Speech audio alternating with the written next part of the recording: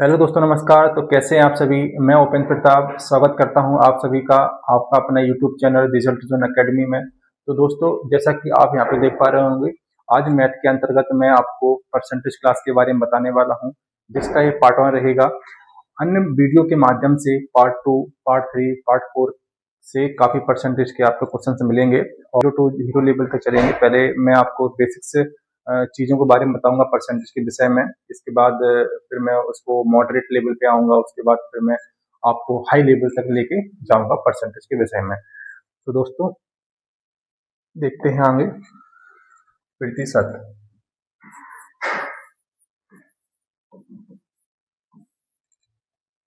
प्रतिशत यानी परसेंटेज, ये अर्थमेटिक की जान होता है। परसेंटेज अगर चैप्टर आपने पढ़ लिया तो परसेंटेज चैप्टर के अंतर्गत काफी ऐसे टॉपिक हैं जिनको आप बहुत ही आसानी तरीके से पढ़ सकते हैं। जैसे कि परसेंटेज के अंतर्गत आने वाला सिंपल इंटरेस्ट हो गया, यानी साधारण ब्याज, कंपाउंड इंटरेस्ट, चक्रवृद्धि ब्याज। इसी तरह से बहुत सारे ऐसे चैप्टर हैं जो परसेंटेज के आधार पर ही काम करते हैं। तो परसेंटेज हमें काफी अच्छे तरीके से पढ़ना होगा। परसेंटेज में अगर आपकी पकड़ अच्छी है तो इन चैप्टरों को आप बहुत ही आसानी से कर सकेंगे और अर्थमेटिक का काफी बड़ा पोर्शन आप परसेंटेज के माध्यम से पूरा फिलअप कर रहे होंगे।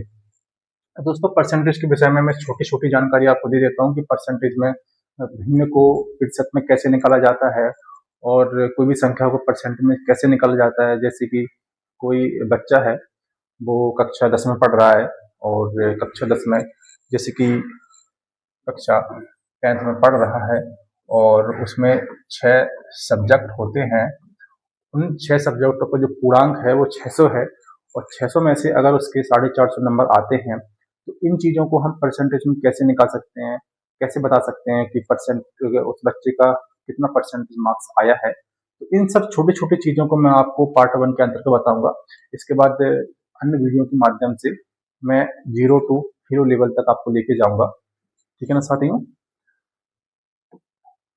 तो सबसे पहले परसेंटेज का मैं आपको बताने वाला हूँ। कुछ ऐसे इंपॉर्टेंट टर्म्स होती हैं जिसमें हम जानकारी प्राप्त करते हैं कि परसेंटेज में, जैसे कि भिन्न है, कोई भी संख्या भिन्न है, जैसे कि एक है, एक को परसेंटेज में क्या लिखा जाता है। एक को परसेंटेज में 100% लिखा जाता है, क्योंकि कोई भी संख्या जो होती है वो अपने आप में ही 100% होती है। अब दूसरा आ गया 1/2। 1/2 को हम परसेंटेज में क्या लिखते हैं, तो 1/2 को हम परसेंटेज में लिखते हैं 50%। अब ये 50% आया कैसे। जब भी हम कोई भी भिन्न से परसेंटेज को बनाते हैं तो उसमें हमें क्या करना होता है। जैसे कि ये 1/2 है, एक भिन्न है, इस भिन्न को हमें परसेंटेज में लाना है तो हमें यहाँ पे 100 का गुणा करना होता है। तो 2 से काटिएगा तो यहाँ पे आ जाएगा 50, तो 50%, यानी कि 1/2 की जो वैल्यू है, यानी 1/2 की जो वैल्यू है वो 50% देखने को मिल जाती है। इसी प्रकार 1/2 हो गया। इसी प्रकार 1/3 है, तो 1/3 को हम क्या लिखते हैं, 1/3 को लिखते हैं हम 33 सही 1/3%। अब ये कैसे आ गया, इसको भी देख लीजिए। 1/3 है, इसको जब 100 से गुणा करते हैं तो 3 का गुणा कीजिए, तो 3 का गुणा जैसे कि यहाँ पे भाग दे दीजिए ना, 3 तिरका 9 और एक बचा यहाँ पे, 3 तिरका 9, तो यहाँ पे एक बचा है, तो 1/3 आ गया ना। तो 33 सही 1/3 आ जाता है। इसी प्रकार जब भी कोई भिन्न हमारे सामने आती है उसको करने का सबसे आसान तरीका होता है कि भिन्न को जब भी हम परसेंटेज में बदलते हैं तो सबसे आसान तरीका है उस संख्या में 100 का गुणा कर दीजिए। जब 100 का गुणा हो जाएगा तो वो संख्या ऑटोमेटिक परसेंटेज में कन्वर्ट हो जाएगी। इसी प्रकार 1/4 का करेंगे, तो 1/4, तो 1/4 का क्या हो जाएगा, 1/4 का 100 में गुणा करते हैं तो ये 25% निकल के आता है। इसी प्रकार 1/5 कर दीजिए, तो 1/5 का जब करेंगे तो 1/5 इंटू 100 में करेंगे तो ये अपना आ जाएगा 20%। ठीक है ना। इसी प्रकार 1/6 का भी करेंगे इसी प्रकार। तो 1/6 का जब 100 में गुणा करेंगे तो ये आपको निकल के देगा 16 सही 2/3%। इसी प्रकार 1/7 का भी कीजिए। तो 1/7 भिन्न है, इसको जब 100 में गुणा करेंगे तो ये संख्या जब परसेंटेज में आएगी वो कितना आएगी, 14 सही 2/7%। इसी प्रकार 1/8 को जब हम परसेंटेज में कन्वर्ट करेंगे तो 100 का गुणा करना होता है, तो उस समय जो परसेंटेज बनेगा तो 12.5%, 12 सही 1/2 बनेगा। इसी प्रकार 1/9 यानी 1/9 को जब हम परसेंटेज में कन्वर्ट करते हैं तो उस समय क्या बनता है, उस समय बनता है 11 सही 1/9%। 1/10 को जब हम परसेंटेज में कन्वर्ट करते हैं तो वो बनता है 10%। 1/11 को जब हम प्रतिशत में लाने का प्रयास करेंगे तो उस समय ये बनेगा 9 सही 1/11%। इसी प्रकार 1/12 को जब हम परसेंटेज में लाने का प्रयास करेंगे तो वो बनेगा 8 सही 1/3%। इसी प्रकार जब हम 1/13 को परसेंटेज में लाने का प्रयास करेंगे तो वहाँ पे क्या बनेगा, वहाँ पे बनेगा 7 सही 9/13%। जैसे कि 13 का, जैसे कि मैं आपको बता देता हूँ यहाँ पे छोटी सी जानकारी, जैसे कि यहाँ पे आप मौखिक भी कर सकते हैं। जैसे 13, अब 13 का पढ़ा पढ़िए वो 100 से ज्यादा ना हो, तो 13 सत्ते कितना होता है 91। 13 सत्ते कितना हो गया 91, तो बचा कितना यहाँ पे 9। तो जो 7 लिखा है और 9 जो बचा हुआ है ना, इसको ऊपर लिखते हैं। तो इसी प्रकार से हम मौखिक भी कर सकते हैं, कोई जरूरी नहीं है कि इसको याद ही करना है, इसको आप मौखिक भी कर सकते हैं। अगर आपका दिमाग थोड़ा चलता है तेज तो इसको आप मौखिक भी कर सकते हैं। जैसे कि 1/14 आ गया, 1/14 को जब हम परसेंटेज में कन्वर्ट करेंगे तो यहाँ पे कितना आ जाएगा, 7 सही 1/7% आ जाता है। इसी प्रकार 1/15 को जब हम परसेंटेज में कन्वर्ट करेंगे तो यहाँ पे आ जाएगा 15 छक्के 90, तो 90 यहाँ पे आ गया और 10/15 आ गया। अब मौखिक किया ना मैंने, तो 15 का भाग जब 100 से ज्यादा नहीं आएगा तो कितना आना है, तो 15 छक्के 90, तो 10 ऊपर बच गया 15 नीचे, तो इसको काट भी देंगे अपन, इसको यहाँ पे काट भी दिया जाता है। तो 5 दूनी 10, 5 तिया 15, तो कुल मिला के जो आया है 1/5 का जो परसेंटेज आया है वो 6 सही 2/3 निकल के आया है। ठीक है ना साथियों, इस तरीके से किया जाता है। और इसी प्रकार 1/16 का भी कर लीजिए। 1/16 को जब हम परसेंटेज में कन्वर्ट करते हैं तो वो निकल के आता है 6 सही 1/4। अब आप भाग भी देके देख लीजिए तो इतना ही आएगा। इसी प्रकार 1/17 को जब परसेंट में कन्वर्ट करेंगे तो उसका जो निकल के आता है वो 5 सही 15/17% निकल के आता है। 17 अपना 85, 85 15 100 और नीचे 70 तो आएगी। तो इसी प्रकार 1/18 को भी कन्वर्ट करके देखिएगा।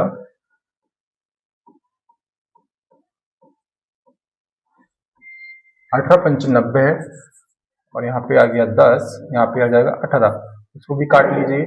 यहाँ पे आज कटेगा कितनी बार, 2 पंचे 10, 2 ने 18, यानी कि कितना आ गया 5 सही 5/9%। 1/18 का जो मान आएगा परसेंट में वो 5 सही 5/9 आएगा।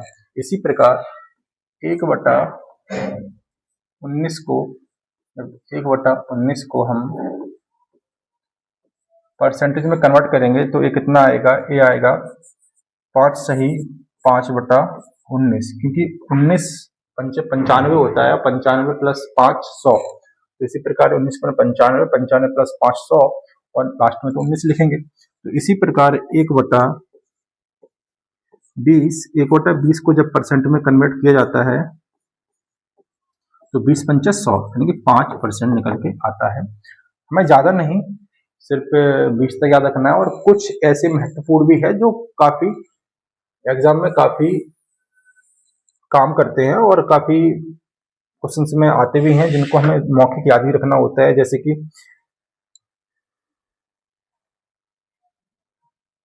1/21, 1/21 को 1/20 तक तो हो ही गया ना। 1/21 को जब हम करेंगे तो कितना आएगा, 4 सही 16/21 आता है। कभी कभी क्वेश्चंस में डायरेक्ट आ जाता है कि 1/21 का प्रतिशत मान कितना है, तो हम वहां पे बता सकते हैं कि 4 सही 16/21 रहेगा। इसी प्रकार 1/22 है, 1/22 का जो रहेगा प्रतिशत मान 100 में करते हैं तो 1/22 का प्रतिशत मान रहेगा, वो रहेगा 4 सही 6/11 प्रतिशत। इसी प्रकार 1/23 का जो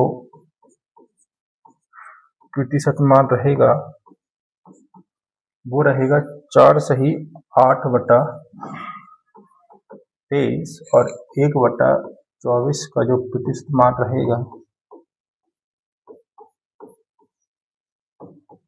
वो 4 सही 1/6 प्रतिशत। 1/25 का तो हमें आता ही है।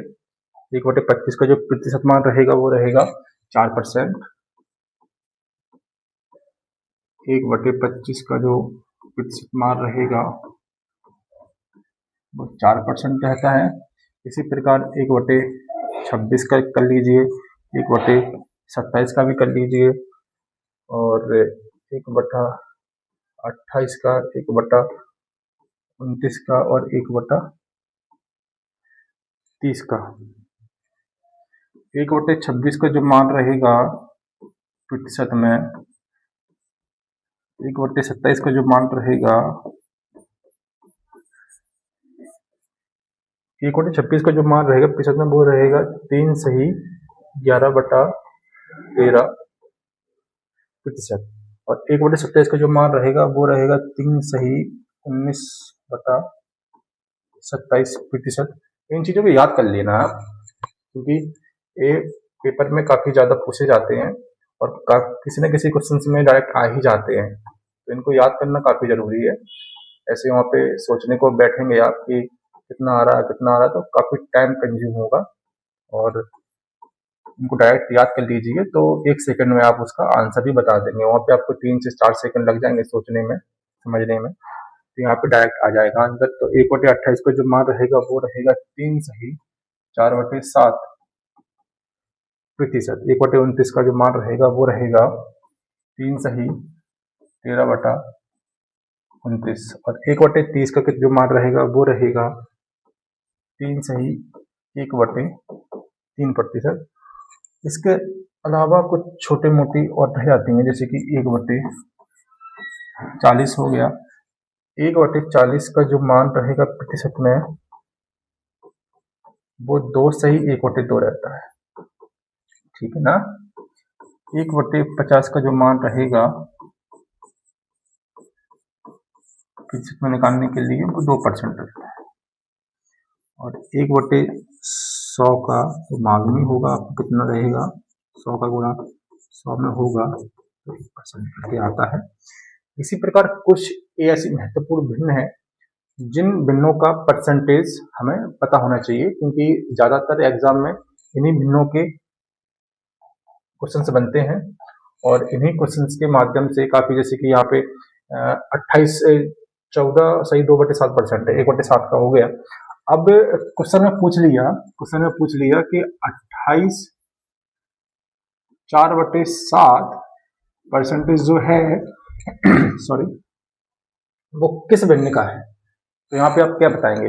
28 तो आपने पढ़ा ही नहीं है, तो कैसे बताएंगे आप? तो वहाँ पे आपको तोड़ना होगा, वहाँ पे आपको दिमाग लगाना होगा, सोचना होगा कि ये 28 और 4/7 कैसे आया। तो यहाँ पे आपको तोड़ना होगा। तो यहाँ पे आप सोच रहे होंगे कि 4/7 यानी कि 7 किसके हासिल में आता है? एक तो आता है 1/7 के में, और दूसरा आता है 1/14 के में। इसके अलावा तो कोई आएगा नहीं। देखिए ना यहाँ पे 1/14, ये 7 यहाँ पे आ गया। 7 से 1/7 आता है ना, 1/14 का जो परसेंट निकालते हैं, 7 से 1/7% आता है। तो 28 सही में आया, यानी कि लास्ट में जो 7 लिखा हुआ है। अब यहाँ से हम दिमाग लगाएंगे कि किस भिन्न में आता है। तो ये तो आपने जान लिया कि 1/7 के भिन्न में आता है, जस्ट उसका दुगना है। तो यहाँ पे 2 का गुणा करेंगे, तो कुल मिला के जो ये परसेंटेज है 28 सही 4/7, ये 2/7 की भिन्न का है। यानी 28 सही 4/7 जो ये परसेंटेज बना हुआ है, ये 2/7 की भिन्न का परसेंटेज है। इसी प्रकार क्वेश्चन आते हैं पेपर में, तो इन सबको आप याद कर लीजिए। मौके याद करना है तो मौके याद कर लीजिए, यानी कि समझ से कर सकते हैं तो समझ से, लेकिन इनको याद करना काफी जरूरी है, क्योंकि पेपर्स में ऐसे ही क्वेश्चन आते हैं और बहुत ही कैलकुलेशन में काम आती हैं चीजें। तो कैलकुलेशन को तेज करने के लिए आपको इन चीजों को याद करना होगा। ठीक है ना साथियों? ये तो हो गया आपका पहला पोर्शन। इसके बाद मैं आपको दूसरा जो बताने वाला हूँ इसी परसेंटेज में, वो रहेगा आपका किसी भी प्रतिशत, यानी कोई भी जो प्रतिशत होता है, 50% होता है, 100% होता है, 25% होता है, इसको भिन्न में कैसे कन्वर्ट करते हैं। तो प्रतिशत को भिन्न में कैसे कन्वर्ट किया जाता है, भिन्न में कैसे बदलते हैं। अब जैसे कि मैंने वहां पे बताया था कि कोई भी भिन्न है उसको प्रतिशत में कन्वर्ट करने के लिए क्या करना पड़ता है? भिन्न में 100 का गुणा करना पड़ता है, जिस जिस जिस कारण वो प्रतिशत में चेंज हो जाता है। अब कोई प्रतिशत ही हो गया, जैसे कि 25% है, अब इसको भिन्न में कैसे कन्वर्ट कर सकते हैं? तो कोई भी परसेंटेज होता है उसको भिन्न में कन्वर्ट करने के लिए 100 का भाग करना होता है, जैसे कि 25 और प्रतिशत की जगह पे बटे में 100 का भाग आ जाएगा, और यहाँ पे इसको जब काटेंगे तो 25 से कम 25, 25 चौके 100, यानी कि 1/4 भिन्न आ जाती है। बहुत ही सिंपल तरीका है, इसमें आपको कोई भी कंफ्यूजन की कोई आवश्यकता नहीं है। मैंने क्या बताया पहले, भिन्न को जब भी हम प्रतिशत में कन्वर्ट करते हैं तो वहां पे 100 का गुणा करना होता है, क्लियर।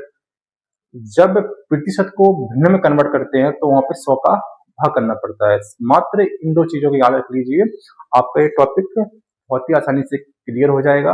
और अगर आप याद भी नहीं है कोई चीज को, तो आप रफ वर्क करके उसको आंसर निकाल भी सकते हैं आसानी से। ठीक है ना साथियों? इतना तो समझाया है, इतना आपको समझ में आ गया होगा। ठीक है, तो कुछ ऐसे प्रतिशत भी है जिनको भिन्न में कन्वर्ट किया जाता है, और उनको याद रखना भी काफी जरूरी होता है। जैसे कि मैं आपको बता देता हूँ, जैसे कि 3% है। अब 3% को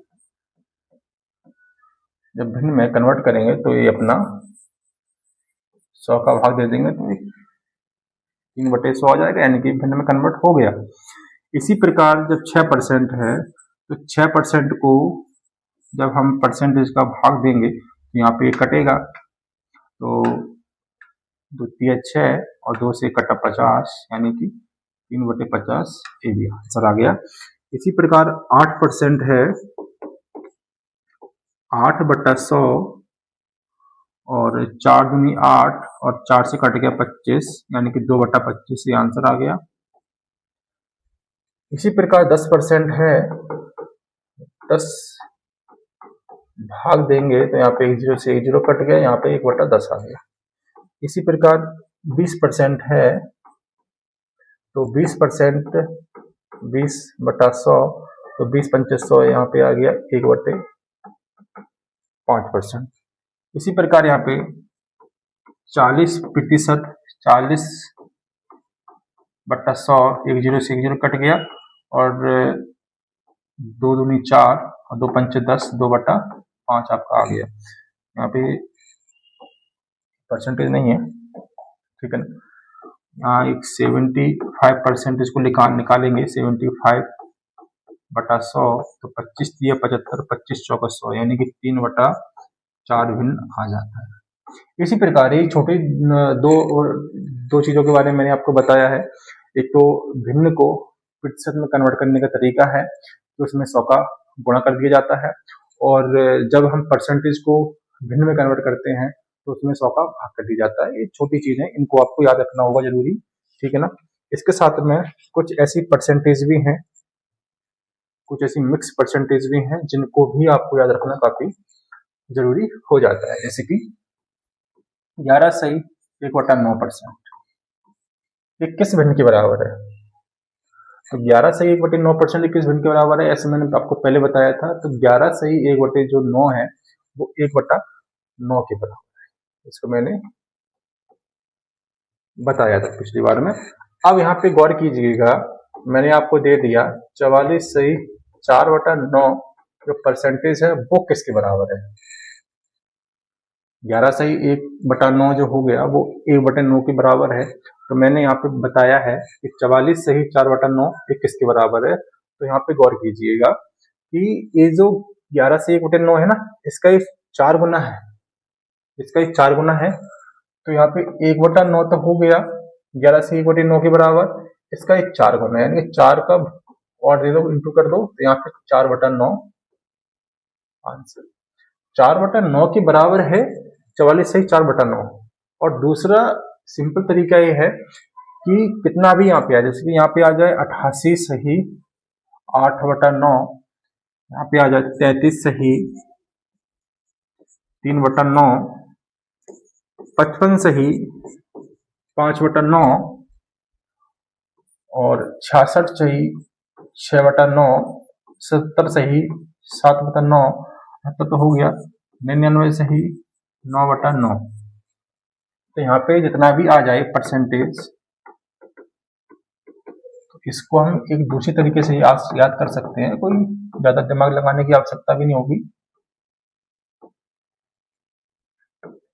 ना गुना करना होगा, ना कितना गुना है कितना भाग है। तो जैसे कि यहाँ पे आया है 11/1/9, जो 1/9 है इसी का ही मान 11/1/9, यहाँ से 44/4/9 आया है तो 4/9 ही आ जाएगा।